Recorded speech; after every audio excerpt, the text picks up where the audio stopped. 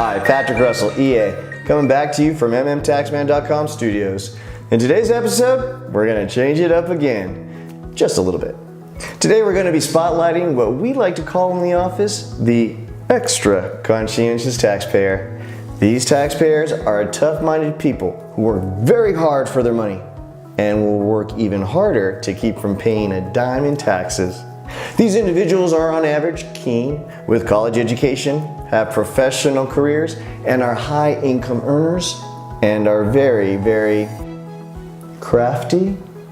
The only downside to these individuals, they do have very high expectations. Expectations that need to be managed. To say these individuals are diligent, that's one way of saying it. To say that these individuals are hopeful, that's another way of saying it. To say that these individuals are just throwing mental darts at an IRS dartboard, hoping to hit a bullseye? Maybe.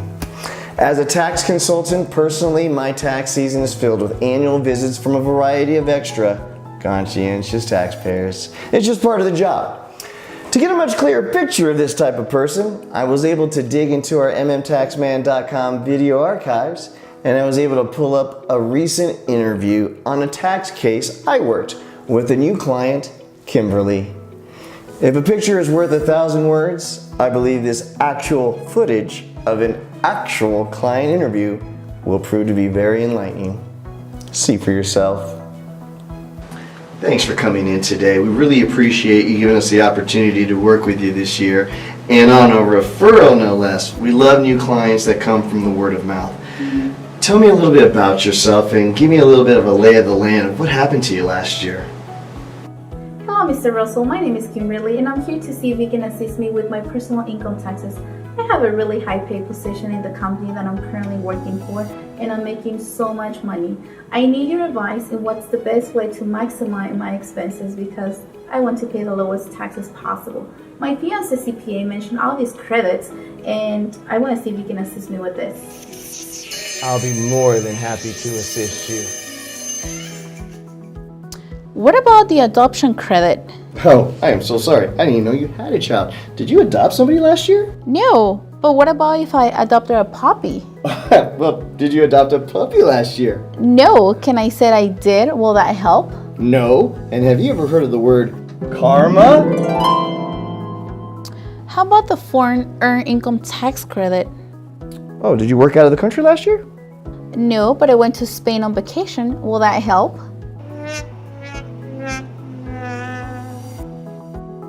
What about child tax credit, babysitter credit, or income tax credit? Same problem. Need a kid. How about gambling losses? Thought you said you were Mormon. I hope you don't mind, Patrick. I just want to make sure I hit every single credit. Let me go down my list. How about the credit for tax on undistributed capital gain? The credit for prior alternative minimum tax, the credit for energy efficient property, the credit for elderly or disabled. How about the credit for manufacturing appliances? Nope. No. No. No.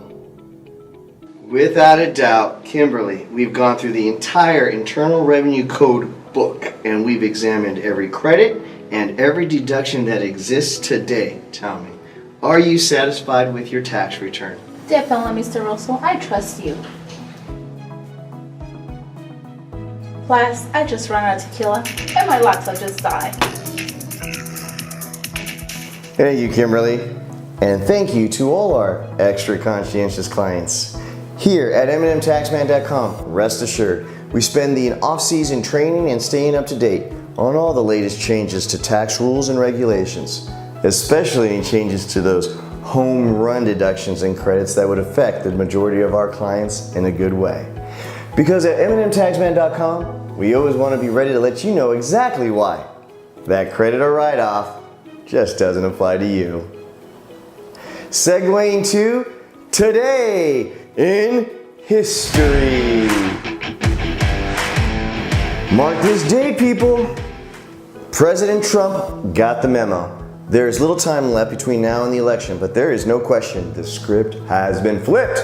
Inside President Trump's campaign circle, he brought in off the bench a few old faces from his winning 2016 team. And believe me, this crew is cut from the same cloth as POTUS. Cutthroat? Oh yeah. And they believe in winning at any cost, including completely flip-flopping on every single definable stance POTUS has had regarding COVID-19. The rest of my memo reads a little like this. Don't do any daily coronavirus briefings. You can't teach empathy. And as much as possible, you need to keep POTUS from being trapped in front of a camera and microphone where he could be asked that truly devastating question by a reporter of, do you care? Instead, push for head-to-head debates as fast as you can. Let's face it, we don't need an acuity test that tells that Grandpa Joe better get his nap in or he starts forgetting things. A bully like Trump thrives on puns and hyperboles on camera, and Sleepy Joe can easily be bulldozed right before our eyes. People, we have to realize something very important. We are facing a unique, nay, a historical situation right at our doorstep. Something that goes beyond this election. Supreme Court Justice Ruth Ginsburg. Respect. But the experts are running the numbers, and those charts are saying that our current sitting president has a solid chance of putting on the bench his third appointee. Wow. Every true conservative, I mean the ones that feel it right here, will feel compelled to vote for Trump. This is history, people. And even if you don't like the man, you can't deny this once-in-a-lifetime opportunity.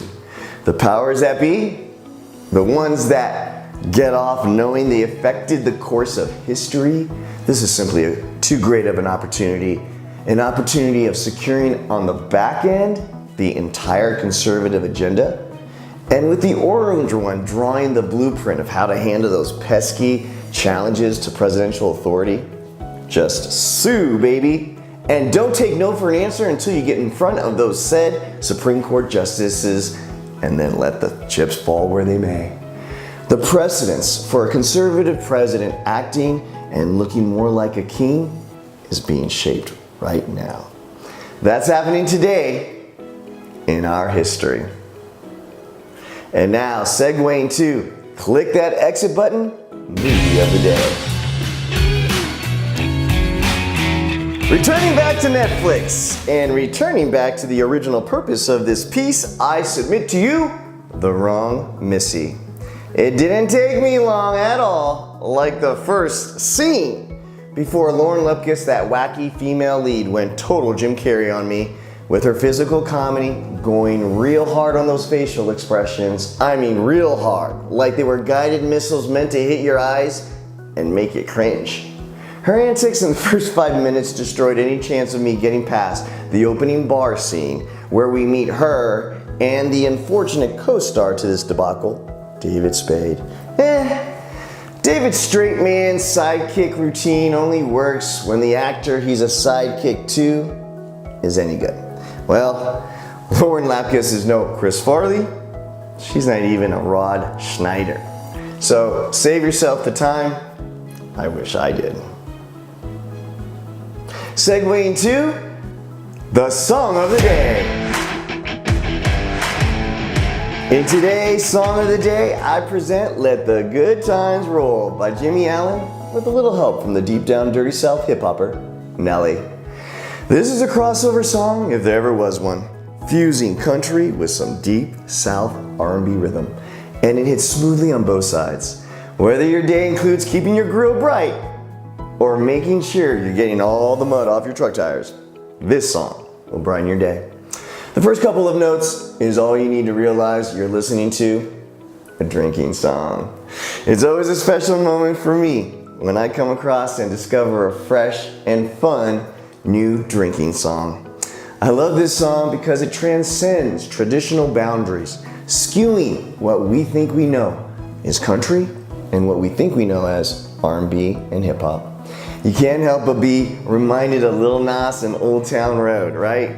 That's just a little taste of what this song sounds like without me having to pay for the copyrighted material.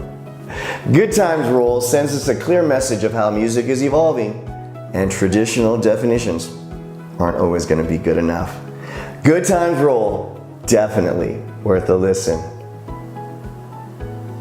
And now to our book of the day.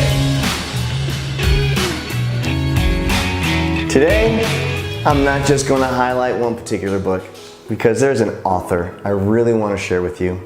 He's no stranger to the literary world, and I'm not saying a name you haven't heard many times before, but I want to celebrate this author and point out just how important he's been in my life. I'm talking about Malcolm Gladwell. I'm talking about the author of such masterful pieces like Blink, The Tipping Point, David and Goliath, and What the Dog Said. What does Malcolm write about? He's part literature professor, part social scientist, part historian, and part humorist. Essentially, Malcolm's books challenges the social constructs we, as a society, take for granted and rarely ever challenge. Malcolm challenges those constructs for us. His writing makes us realize that this world isn't necessarily what we think it is. For instance, in his book, David and Goliath, Mr. Gladwell challenges the notion of a Goliath, this insurmountable force never to be defeated. But on closer inspection, Malcolm shares with us numerous anecdotes that makes for a compelling argument that some Goliaths are actually the most vulnerable actors of the play, with the David actor turning out, upon closer inspection, to be the more advantageous force in the play. In his book, The Tipping Point, Malcolm explains how it's usually the smallest, nuanced moment or force that spurs the huge and everlasting change of our lives. In his book, Blink, which happens to be the first book of Malcolm I've read, once again, he challenges the notion that the biggest ideas, and consequently the biggest decisions made, are from this deep and timely introspection. Apparently, not true. Based on Malcolm's considerable analysis, he came to the conclusion that it's quite the opposite, that it is, in fact, the blink of the moment rationale that is usually responsible for the pivotal decisions that we make in and for our lives. What makes Malcolm different? His writing style. It's smooth, clear, it's easy to digest. His prose is both familiar and technical, yet his writing style is both humorous and packed with intuitive wisdom. It just makes you feel, after reading him, that you're just a smarter person. Malcolm Gladwell taught me that no matter how much I think I know an idea, that should never stop me or us from challenging the premises of those ideas, making sure that we are all truly on the right path for our life. Although any book from Malcolm Gladwell will be sure to entertain, as well as to enlighten, I personally recommend his first two books, The Tipping Point and Blink. These two books are a good entry point to the world of Mr. Gladwell, and I think you'll be glad you paid him a visit. You already know my team is hard at work on our next episode. We're always experimenting and trying new things and bringing onto the show new characters to help put that point across. As always, I thank you for your time. I hope to see you again. Take care.